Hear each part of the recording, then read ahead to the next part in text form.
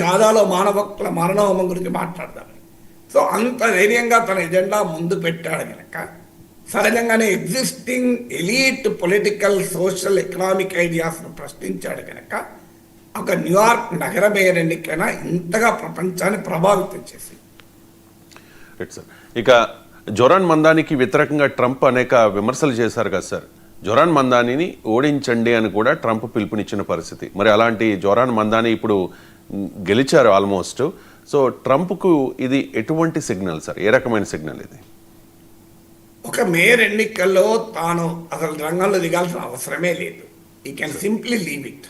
ఎందుకంటే న్యూయార్క్ నగరం is a democrat. ఇప్పుడు అమెరికాలో ఎలా ఉంటుందంటే కొన్ని స్టేట్స్ ఆర్ నోన్ రిపబ్లికన్, కొన్ని స్టేట్స్ ఆర్ నోన్ డెమోక్రట్. ఇప్పుడు మీకు న్యూయార్క్ ఉంది, అలాగే కాలిఫోర్నియా ఉంది. మీకు ఇవి నోన్ డెమోక్రటిక్ స్టేట్స్. మీరేమి ఇప్పుడు కాలిఫోర్నియాలో నువ్వు ఏం చేసినా రిపబ్లికన్ గెలవడు, అది వద్దన్నా డెమోక్రటిక్ పార్టీ గెలిచే స్టేట్. టెక్సాస్ ఉంది, it is a known Republican state. Alabama ఉంది, నోన్ రిపబ్లికన్ స్టేట్. సో ఇలా అమెరికాలో క్లియర్ డిఫరెన్షియేషన్ చాలా ఉంటాయి. కొన్ని స్టేట్స్ మాత్రమే స్వింగ్ స్టేట్స్ అంటారు, 78 స్టేట్స్ ఉంటాయి. సో అక్కడ ఎన్నికే చాలా కీలకమవుతుంది అమెరికాలో మిగతా స్టేట్స్ కన్నా కూడా. సో ఇది అలాంటి దశలో ఒక డెమోక్రాట్ క్యాండిడేట్ అయితే ఆటోమేటిక్గా గెలిచిపోతారు. అలాంటి కంట్రీ స్టేట్ సిటీలో ఒక మేయర్ ఎన్నికల్లో ట్రంప్ రంగంలోకి దిగి ఇలాన్ మస్క్తో పాటు మీరు జోరాన్ మందాన్ని ఓడించండి అని పిలిపించాడు. పోనీ ఎవరిని గెలిపించమన్నాడు? తన రిపబ్లికన్ పార్టీ క్యాండిడేట్ గెలిపించమని చెప్పలే. తన రిపబ్లికన్ పార్టీ క్యాండిడేట్ అవమానిస్తూ మాట్లాడాడు సొంత పార్టీ. జోరాన్ మందానికి వ్యతిరేకంగా డెమోక్రటిక్ పార్టీ క్యాండిడేట్గా పోటీ చేసి ప్రైమరీస్లో ఓడిపోయాను. ఎందుకంటే అమెరికా ఎన్నికల్లో ఎలా ఉంటుందంటే ముందు పార్టీ క్యాండిడేట్కి ఓటింగ్ చెప్తారు, దాన్ని ప్రైమరీ అంటారు. అక్కడ గెలిచి తర్వాత నీకు అందరు ఓటర్లు ఓటేస్తారు. ప్రైమరీస్లో ఆ పార్టీ వాళ్ళే ఓటేస్తారు. సో డెమోక్రటిక్ పార్టీ క్యాండిడేట్గా జోరాన్ మందానితో పోటీ పడి ఓడిపోయిన డెమోక్రటిక్ మాజీ గవర్నర్ ఆయనకు మద్దతు ఇచ్చారు. చూడండి ఎంత ఫ్రస్ట్రేషన్ ఉంటుందో అని. అంటే తన సొంత పార్టీ క్యాండిడేట్కు కాకుండా వెళ్ళాడు. ఎందుకు మరి అంటే ట్రంప్ ఏ ఐడియాలజీని అయితే ప్రపోజ్ చేస్తున్నాడో, సామాజిక రాజకీయ ఆర్థిక సిద్ధాంతాలు, వాటికి కంప్లీట్ యాంటీథెసిస్ జోరాన్ మందాని. ఉదాహరణకు ట్రంప్ ఇజ్రాయెల్కు పూర్తి మద్దతు, జూద్ ఉన్మాదాన్ని జియోనిజాన్ని సపోర్ట్ చేస్తాడు. జోరాన్ మందాని ఓపెన్గా పాలస్తీనా కాజ్కు మద్దతు ఇచ్చాడు. పాలస్తీనా కాజ్కు మద్దతు ఇచ్చినటువంటి స్టూడెంట్స్ను డిపోర్ట్ చేస్తున్నాడు ట్రంప్. వాళ్ళ డిగ్రీలు ఇవ్వమని అంటున్నాడు, ఉద్యోగాలకు తీసేయమంటున్నాడు, వాళ్ళ జైల్లో పెడుతున్నాడు, ఆ యూనివర్సిటీలతో ఫండింగ్ ఆపేస్తున్నాడు. అలాంటి ట్రంప్ చేస్తుంటే జియోనిజం అంటారు, యూద్ ఉన్మాదానికి బహిరంగంగా నెతన్యాహును అరెస్ట్ చేస్తానని చెప్పి ప్రకటించాడు అంత ధైర్యంగా.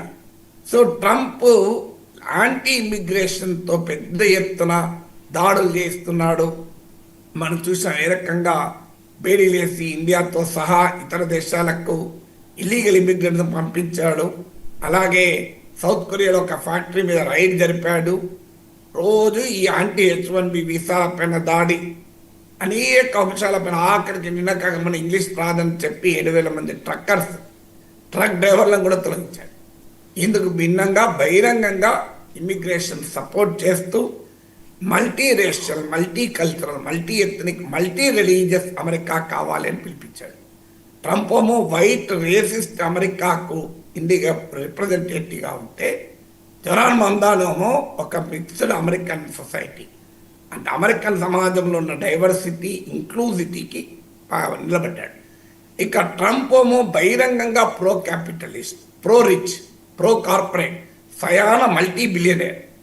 ఆయన జోరాన్ మందాని అందుకు పూర్తి విరుద్ధంగా అమెరికన్ వర్కింగ్ క్లాస్కి రిప్రజెంట్ చేశాడు. వాస్తవంగా ట్రంప్ కూడా ఆర్థిక పరిస్థితుల్ని తనకు అనుకూలంగా మార్చుకోవడానికి అమెరికన్ వర్కింగ్ క్లాస్లో వైట్ రేసిజాన్ని రెచ్చగొట్టి పాపులర్ అయితే, జోరాన్ మందానేమో అదే వర్కింగ్ క్లాస్లో economic issues like rents, like child care, like employment, వీటిని రైజ్ చేసి, ఎఫోర్డబిలిటీ, ట్రాన్స్పోర్ట్, వీటిని రైజ్ చేసి అటు వర్కింగ్ క్లాస్లో ఉన్న రైట్ వింగర్స్ను లెఫ్ట్ వింగర్స్ని ఇద్దరిని కూడా మద్దతు చురకొన్నాడు.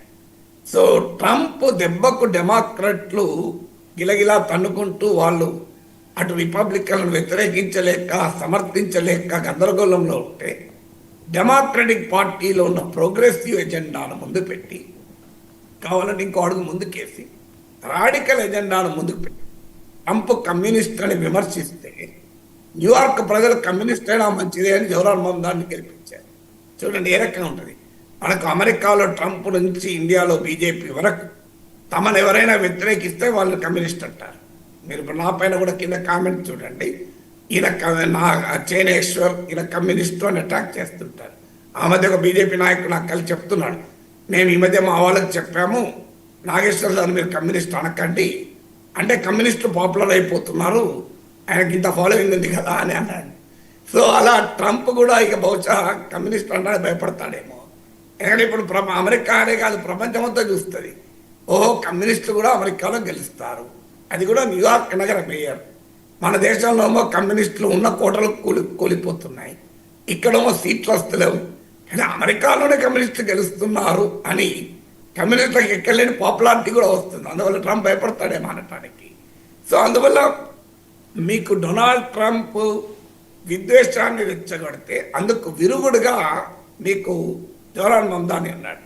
అందుకే ట్రంప్కు భయం పట్టుకున్నది, ఇక్కడ న్యూయార్క్ నగర మేయర్గానే మిగులుతాడా లేదా అమెరికన్ రాజకీయాల్లో డెమోక్రటిక్ పార్టీకి ఒక ఆశా కిరణంగా మారి ట్రంప్ సోషో పొలిటికల్ థాట్కు ఎకనామిక్ థింకింగ్కు ఒక ఆల్టర్నేటివ్గా ఎమర్జ్ అవుతాడా అన్న భయం మీకు ట్రంప్లో కనబడుతుంది. అందుకే ట్రంప్ అంతగా మమదాని పైన మెచ్చుకోవడం. లేకపోతే ఇప్పటికిప్పుడు ట్రంప్కి ఏం పెద్ద ప్రత్యర్థి కాదు కదా. ఒక నగర మేయర్ అంటే ప్రత్యర్థి అవుతాడు ఒక కంట్రీ ప్రెసిడెంట్కు. కానీ ఐడియాలజికల్గా ట్రంప్ భరించలేకపోతున్నాడు. తన ఐడియాలజికల్ రైవల్గా మీకు జవహర్లాల్ మమదాని చూస్తున్నాడు. ఆ ఐడియాలజికల్ రైవల్ న్యూయార్క్ లాంటి మహానగరానికి మేయర్ అయితే ట్రంప్ భరించలేకపోతున్నాడు. సార్, అమెరికా అధ్యక్ష ఎన్నికల్లో కమలా హ్యారిస్ పోటీ చేస్తే మనం అంతా